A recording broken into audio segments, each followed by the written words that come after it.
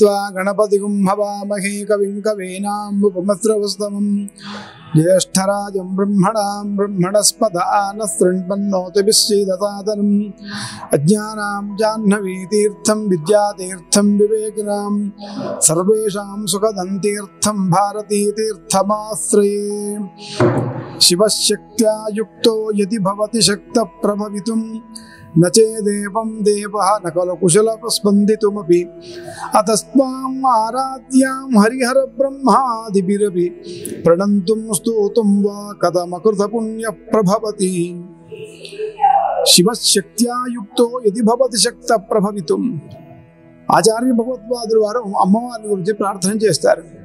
అమ్మ, లోకమంతా కూడా శివుడే సృష్టి స్థితి ప్రళయాలంతా కూడా చేస్తారు అని అంటారు. కానీ అది కాదు. శివశక్త్యాయుక్త శక్త్యాయుక్త శివ, శక్తితో కూడి ఉన్నటువంటి శివుడే సర్వము సృష్టి స్థితి ప్రళయాలంతా కూడా చేస్తాడు. అంటే శక్తి కనుక లేకపోతే శివుడు కూడా అశక్తుడవుతాడు అని. కనుకనే ప్రణంతుం స్తోతుం వా కథమకృత పుణ్య ప్రభవతి. కాబట్టి నిన్ను నీ గురించి మాట్లాడాలన్నా స్తోత్రం చేయాలన్నా ఏం చేయాలన్నప్పటికీ కూడా కథమకృత పుణ్య, పుణ్యం లేనటువంటి వాడు నీ ఎలా స్తోత్రం చేస్తాడు, నీ అనుగ్రహాన్ని ఎలా పొందుతాడు అని శాస్త్రం. కనుకనే అమ్మవారి సృష్టి స్థితి ప్రళయాలంతా కూడా చేసేటువంటి జగజ్జని. కనుకనే అనేక కోటి బ్రహ్మాండ జనని, ఎన్నో కోట్ల బ్రహ్మాండాన్ని కూడా సృష్టించినటువంటి తల్లి. చిచ్చక్తి చేతనారూప జడశక్తిర్జడాత్మిక, అన్నిటికీ కూడా చైతన్య శక్తిని ప్రసాదించేటువంటి ఆ జగన్మాత. ఆ జగన్మాత సంబంధించినటువంటి మనకు పండుగ ఎల్లుండి పౌర్ణమి నాడు మనకు జరుగుతుంది శృంగేరి శంకరమఠంలో. ఏమిటయ్యా అంటే శాకంబరి అలంకారంతో అమ్మవారు కనిపిస్తుంది. శాకంబరి అలంకారం అంటే ఏమిటి అంటే పుష్యశుద్ధ పౌర్ణమి నాడు శాకంబరి స్వరూపంగా అమ్మవారు జన్మించినటువంటి రోజు.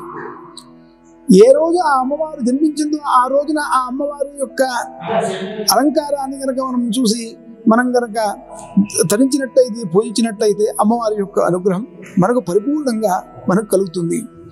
కనుకనే ఈ శృంగేరి శంకరమఠంలో, భాగ్యనగర శృంగేరి శంకరమఠంలో అమ్మవారి యొక్క శాకంబరి అలంకార స్వరూపిణిటువంటి జగన్మాతను ఆ తల్లికి శారదాంబకు అలంకారం చేసి మనమంతా కూడా తరించాలి కూడా.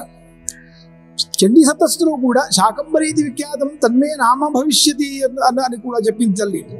శాకంబరీ స్వరూపంగా నన్ను కనుక ఆరాధించినట్టయితే నేను వాడిని అనుగ్రహిస్తాను అని చెప్పింది. అయితే ఈ శాకంబరి అలంకారం ఎలా వచ్చింది ఏమిటంటే దేవీ భాగవతులో ఒక అద్భుతమైనటువంటి ఒక కథ. దుర్గముడు అనేటువంటి ఒక రాక్షసుడు లోకాన్ని బాధిస్తున్నాడు. ఆయన బ్రహ్మగారి నుంచి వరాన్ని పొందాడు. వరాన్ని పొందిన తర్వాత ఆ దుర్గముడు అనేటువంటి రాక్షసుడిని సంహరించడం అనేటువంటిది ఎవరికి కూడా సాధ్యం కాదు. ఏం చేయాలి? లోకాన్ని బాధిస్తున్నాడు. ఆయన బ్రహ్మగారి నుంచి వరాన్ని పొందాడు. అయ్యా, వేదాన్ని నాకు చావు రాకూడదు వరం కోరుకున్నాడు. అది సాధ్యం కాదయ్యా అంటే వేదములను నాకు ప్రసాదించు అని వరం కోరుకున్నాడు. సరే తథాస్తు అన్నారు. అయితే వేదమును ఎప్పుడైతే ఆయన వశమైపోయిందో ధర్మం నిలిచిపోయింది. ఋషులంతా కూడా ధర్మాచరణ చేయడం నిలిపేశారు. అప్పుడు దేవతలంతా కూడా అశక్తులైపోయినారు. ఎలా ఆ రాక్షసుని సంహారం చేయాలి అంటే అమ్మవారు ఒక మాట చెప్పింది. ఎప్పుడైతే మీకు కష్టం వస్తుందో దేవతలారా నన్ను ప్రార్థన చేయండి, నేను మిమ్మల్ని అనుగ్రహిస్తాను. అలాగే హిమాలయానికి వెళ్ళారు. అమ్మవారిని అనేక విధాలుగా ప్రార్థన చేశారు. ఎవరికి ఏది తోస్తుందో ఆ విధంగా ధ్యానం చేశారు, మంత్రానుష్ఠానం చేశారు, హోమం చేశారు. అనేక విధాలుగా ఆ అమ్మవారిని ప్రార్థన చేస్తే అమ్మవారు ప్రత్యక్షమైంది. విచిత్రం ఏమిటాయి అంటే ఎప్పుడైతే ధర్మం అనేటువంటిది లోపించిందో జగత్తంతా కూడా హాహాకారం మొదలైంది. ధర్మం ఎప్పుడైతే లోపిస్తుందో భూమి ఎందు ఈ అకంపనం అనేటువంటివి మొదలవుతాయి. దుర్భిక్ష, క్షామాదు, రోగాదులు ఇవన్నీ కూడా మొదలవుతాయి. కనుక ధర్మం ఎప్పుడు కూడా ఈ భూమి ఎందు ఉండాలి. ఎప్పుడైతే ఈ క్షామం మొదలైందో ఋషులంతా హాహాకారం మొదలుపెట్టారు, అమ్మవారిని ఆరాధన చేశారు. అమ్మవారు ప్రత్యక్షమైంది. ఎలా ప్రత్యక్షమైంది? ధాన్యాదులు, అటు తర్వాత పండ్లు, కూరగాయలు ఇవన్నీ కూడా తాను తీసుకొని దేవతల యొక్క ఎదురుగా ప్రత్యక్షమైంది ఆ తల్లి. అలాగే ఆ దేవతల్ని చూడగానే ఒకసారి బాధ అనిపించింది, కన్నీళ్ళు వచ్చింది ఆమెకు. కన్నీళ్ళ అలా ప్రహస్తంగా అలాగే వచ్చేస్తున్నాయి. అదే నీళ్లు అదే ప్రవాహంగా ప్రవహిస్తే భూమి మీద ఉన్నటువంటి జీవులందరికీ కూడా నీళ్లు అయిపోయింది. ఆ తల్లి ఇచ్చినటువంటి కూరగాయలు, ధాన్యాదులు ఇవన్నీ కూడా ఆహారం అయిపోయింది. అంటే కరుణాస్వరూపిణి అన్నారు జగన్మాతను. కుపుత్రో జాయేత క్వచిదపి కుమాతాన భవతి.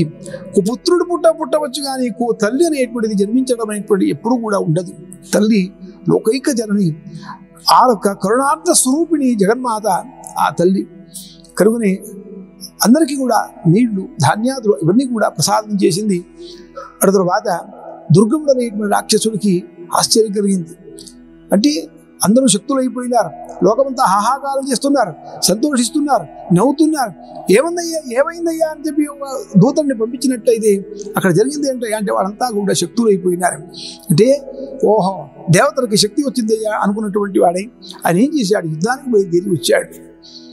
యుద్ధానికి బయలుదేరి వస్తే దేవతల యొక్క ముందుగా తాను ఉండి అనేక రూపాలు తాను ధరించి ఆమె ఆ దుర్గముడు అనేటువంటి రాక్షసుడిని సంహరించింది. కనుని ఆ తల్లి జగన్మాతకు దుర్గముడు అనేటువంటి రాక్షసుడిని సంహరించడం కోసమై ఆమెకు దుర్గాదేవి అని పేరు వచ్చింది.